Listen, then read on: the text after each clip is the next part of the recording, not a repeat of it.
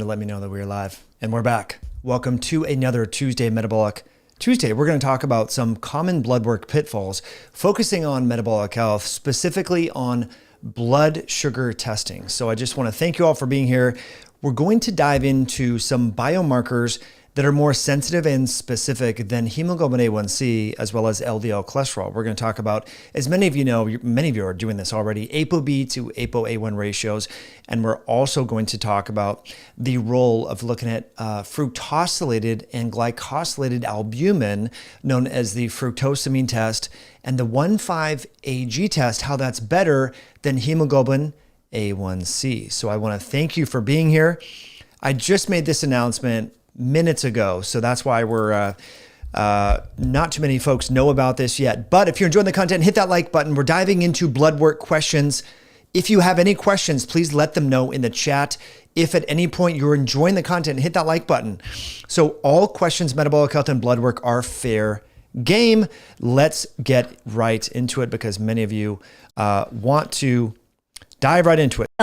When you hear about long-term blood sugar control, we hear about the hemoglobin A1C test. Now, there's some serious pitfalls when it comes to the hemoglobin A1C test for a myriad of different reasons.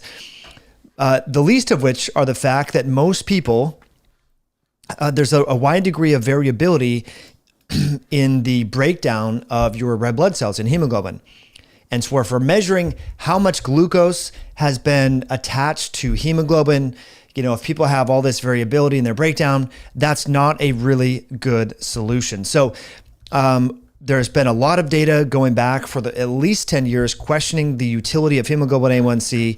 So there's some new tests on the market coming out, Glycomark, which is actually a good one. This is what I've been testing on myself and several clients here, known as the 1,5-AG or 1,5-anhydroglucitol. This is a better short-term biomarker than hemoglobin A1C. Now you might be wondering, well, what is this?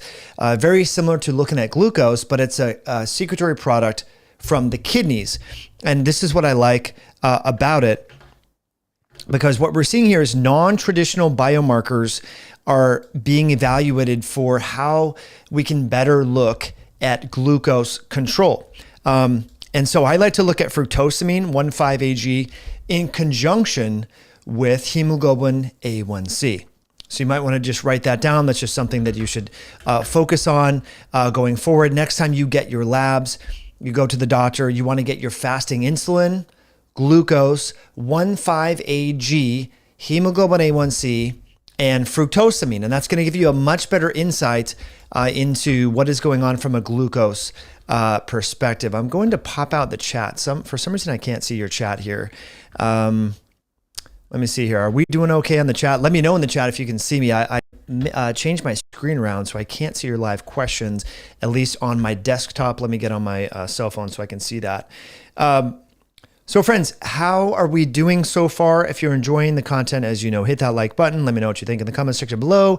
And questions are fair game. Okay, so we got questions here. Monica says, is an A1C level of 5.6 and a fasting insulin is 7? Should it be lower? You know, in an ideal world, this is a great question, Monica. Great question. And anyone else with questions, let me know. I like to see I like to see insulin around 4 or 5 in most people. 7, probably not that big of a deal. But it is good to know. And so your A1C being at 5.6, not alarming at all. But I would like to see your fasting insulin go down. But here's the thing about it, guys. I mean, you know, it just depends. When was your last meal? Did you exercise beforehand? You know, how much carbohydrates are you eating? You know, things like that. Hemoglobin A1C, insulin is going to vary a lot based upon, you know, a lot of short-term factors. And so that's why, as we just reviewed, the 1,5-AG and other markers of glycemia as better predictors of short-term blood sugar control over the course of 2 weeks, you know, whereas insulin is going to vary sort of day-to-day, meal-to-meal. You can look at your medium to short-term blood sugar control with the 1,5-AG fructosamine in conjunction with hemoglobin A1C. And so over at LabCorp, they offer a test called Glycomark, and that looks at just that. 1,5-AG fructosamine, hemoglobin A1C. So Monica, I would suggest that. Great question. But so what do we do with an insulin of 7? It's not alarming at all. The reference range, as you know, is from 0 up to 20. So you could have a fasting insulin of like 25, 25, and it might be just outside of the normal reference range. But in a metabolically healthy person, insulin should be around 4 or 5. So that's what I suggest for many folks that I work with. Their fasting insulin is, often 4 or 5 in that ballpark. So good question there. Thank you for that, Monica. What's a good glucose number? Well, a good fasting glucose number, Robert. Thanks for being here, Robert. Ideally, it would be in the low 80s fasting. Post meal. Hopefully it doesn't get much over 120, 130, something like that. Just depends on what sort of diet you're eating and if you recently exercised. Or guess what? When you go in the sauna, your blood sugar will actually increase. This is really common for blood glucose to increase post sauna. So that just keep that in mind. Going in the sauna is going to increase blood glucose. We want to move away from being scared of an acute transient bump in blood glucose, and we want to focus on not having massive peaks and troughs or prolonged elevations in blood glucose. So that's the thing that's really important. Going in the sauna, going to the gym, these are things that will transiently or acutely increase your blood glucose, which is not a big deal. But we want to stay away from massive swings in blood glucose. So that's what we want to focus on. So really good question there from, I think that was Robert. I like the questions, friends. If you have any more, let me know. We have a smaller group tonight. We haven't been doing lives regularly on Tuesdays, but we're getting back to that. Julie has a question here. She says, what's the ideal amount of hours to fast before a lipid panel? Yeah. So Julie, this is what I recommend. And if you want to download our blood work cheat sheet, comment or type a link. It's in the description below. Ideally, you would fast for at least 12 hours. So Julie, that's good.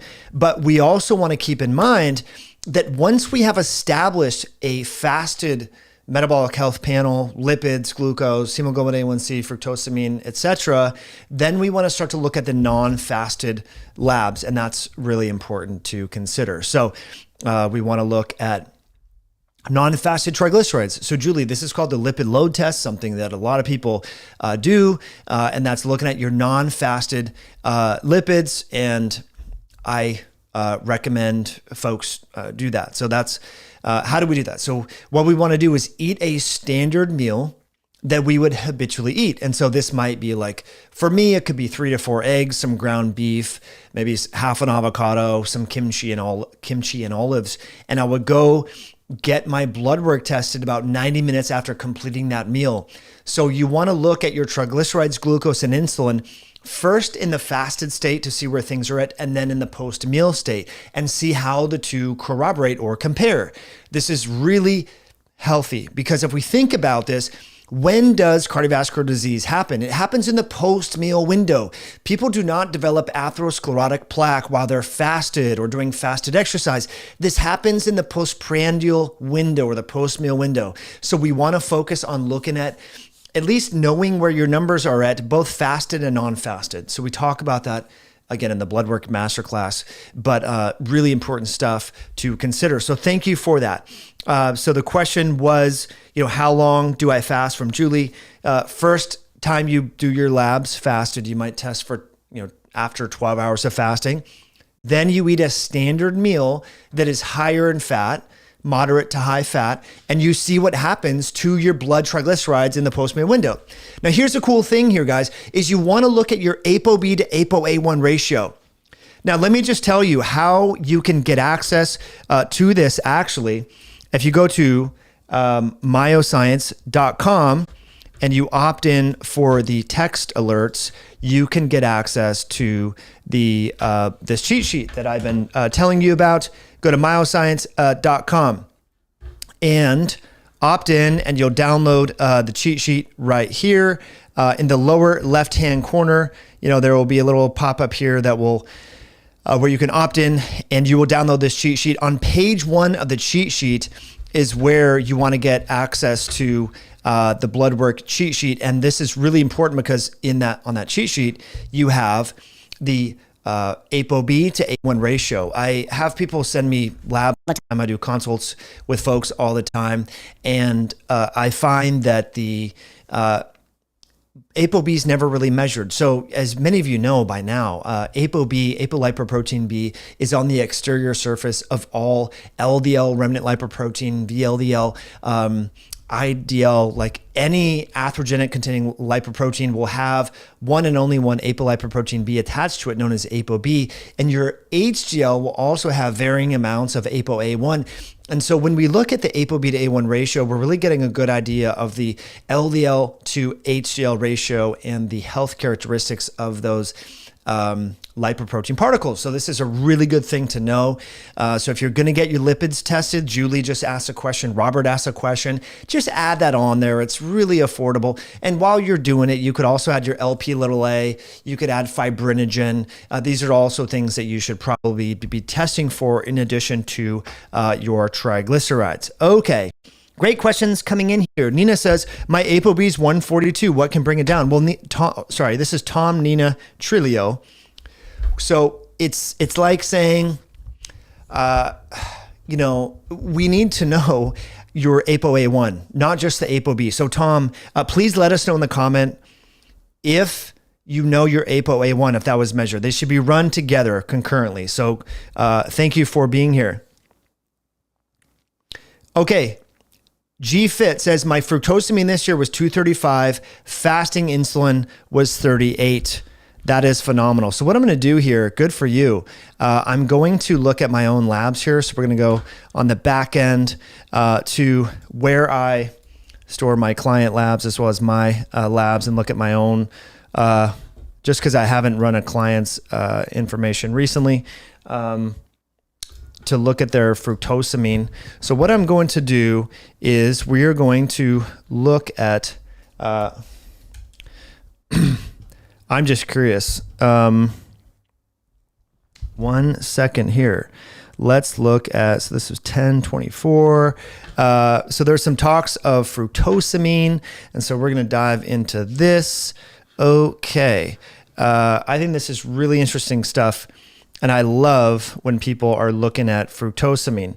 So the test that I was just referring to, the ApoB to ApoA1 ratio, we're going to go down here and look at that. Let's see, where is that for some of you guys? Okay. So this was a fasted test. So again, we're looking at fasted triglycerides, 49 milligrams per deciliter. This is what we want to see here is a really low triglyceride level. C-reactive protein is 0.2, which is great. Okay, so we've been talking about ApoB to ApoA1 and why this is important and why it's better than just looking at LDL. So really the ratio is as close to 0.5 as possible. That's what you want to have. And so we have a healthy balance here. So Tom said, my ApoB was 140 something. Yeah, we want to make sure that ratio is good. And if that ratio is good, which ideally it would be around 0.5. Okay. Let me see here if I ran the glycomark test on this one. Oh, I did fructosamine. Let me see here. Okay. Let's see. Okay. I also do like to run fibrinogen. I think that's good. So my fasting insulin was 4 here. Do I have the 1,5-AG? No. LP little a, though, that's interesting. I mean, this is something that you frequently see high in people who have sleep disordered breathing or sleep apnea. So that's definitely on the low side. So I like to add, again, if you go to myoscience.com, opt into the email list and text message, you'll get the cheat sheet right in your cell phone. We want to have a really low LP little a and low fibrinogen activity. This is really important that people look at fibrinogen. I think that's really important. So anyway, I'm going on a rant here. I didn't mean to go into all these numbers, but the whole point of diving into these numbers, my friends, is to just remind you that if you look at ApoB without the context of HDL, that's not really super helpful. So we want to focus on that. So Tom, Nina, and Chulo, what could lower your ApoB? Exercise, eating a moderate carb diet. It turns out that if you go on a low carb keto diet, your ApoB will actually increase. And so that's something that will naturally happen. So not that big of a deal. Okay. Going on down the list, a lot of great questions here. Thank you for tuning in, friends. Again, if you're enjoying this content and you're here, hit that like button. That just tells the algorithm that if people want to rewatch this, they should rewatch this. So thank you for hitting that like button. That goes a long way. Let's continue on with your questions. As I mentioned, okay, Tom, Nina, and Trulo says they didn't get ApoA1 measured, but they have ApoB. So that's a shame. We should be able to look at that. Alexander T says, my fiance who is pregnant is taking liver supplements and has high B12. Some studies suggest increased risk of autism. Should she reduce the supplements or do anything else? Yeah, so serum B12 bounces around, you guys. You want to look at serum methylmalonic acid, okay? Look at MMA, methylmalonic acid, instead of B12 in the serum. Alexander, I wouldn't really worry too much about that. There's all sorts of reasons why B12 can increase. It's not a good functional test. You want to look at methylmalonic acid. So if you're worried about the fact that she could be overdoing B12 from liver supplements and stuff, first of all, I don't think we're intended to eat liver every single day. I don't. I understand your fiance's pregnant.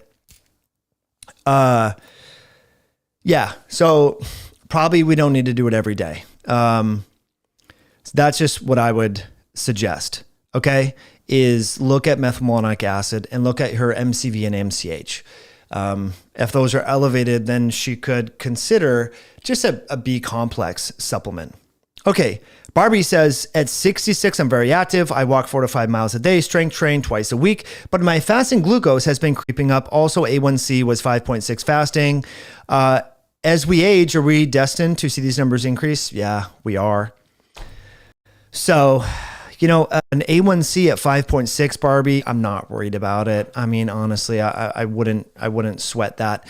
As I mentioned, you know, one of the things that we've been talking about tonight is the importance of other biomarkers. You know, there's other things beyond hemoglobin A1C. And so we've been talking about this biomarker known as 1,5-AG.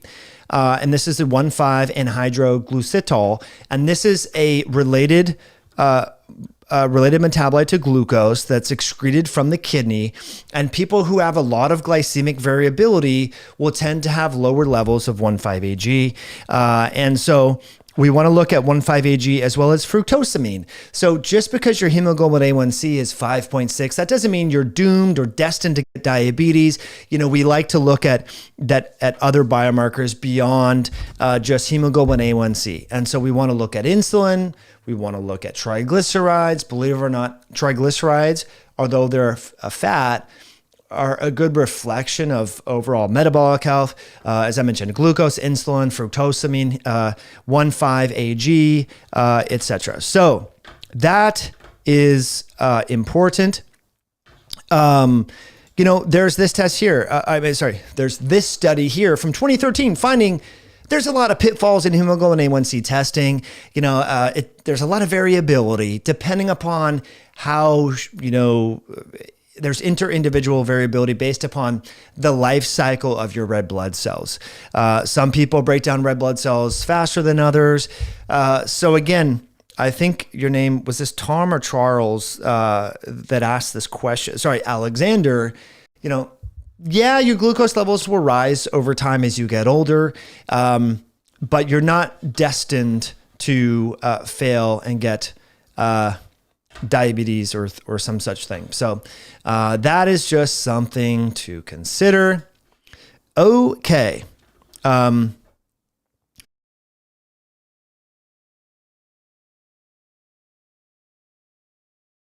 know, they find more value with that.